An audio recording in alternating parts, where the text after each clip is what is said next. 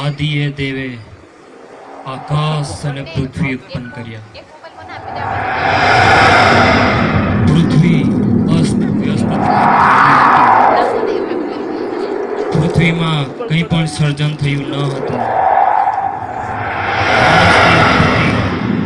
પૃથ્વી પર થઈ ન હતી, પણ મનુષ્ય માટે પરમેશ્વરે એને જોઈતી જરૂરિયાતો 5 દિવસની અંદર પૂરી કરી અને છઠ્ઠે દિવસે પરમેશ્વરે મનુષ્યને બનાવ્યો.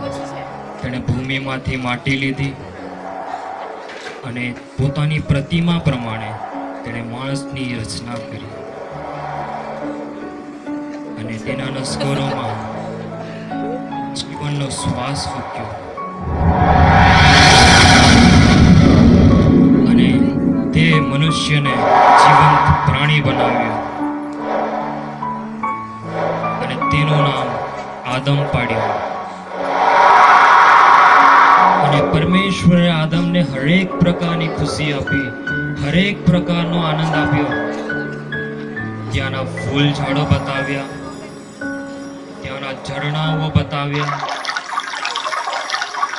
ત્યાંના પશુ પક્ષીઓ બતાવ્યા. અને આદમ ખુશમય જીવન જીવતો હતો, આનંદમય જીવન જીવી રહ્યો હતો. અને આદમ વાડીમાં પૃથ્વી પર ઘણો ખુશ રહેતો હતો. એવા સમયે શૈતાનની નજર આદમ પર હોય છે.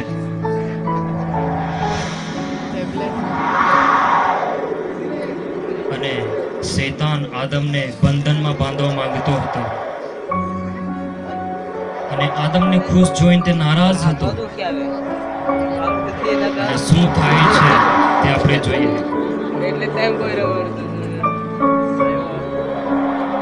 આદમને શૈતાન બંધનમાં બાંધવા માંગતો હતો.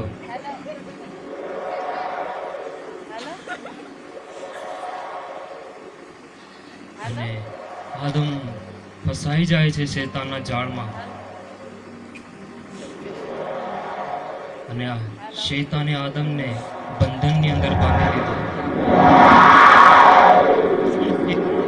હતો શૈતાન નારાજ હતો અને પૂરેપૂરો તેને બંધનની અંદર બાંધવા માંગતો હતો.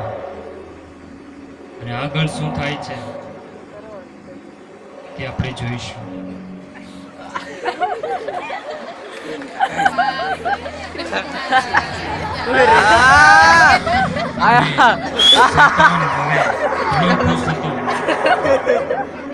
બસ બસ તમને ખુશ જોઈને તે નારાજ હતો.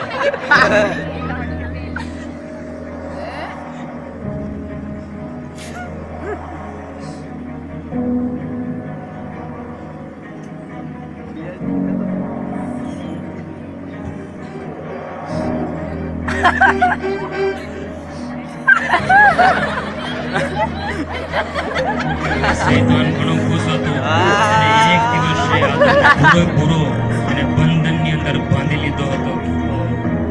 ના તો આદમ ડાબે જઈ શકતો હતો, ના તો આદમ જમણે જઈ શકતો હતો,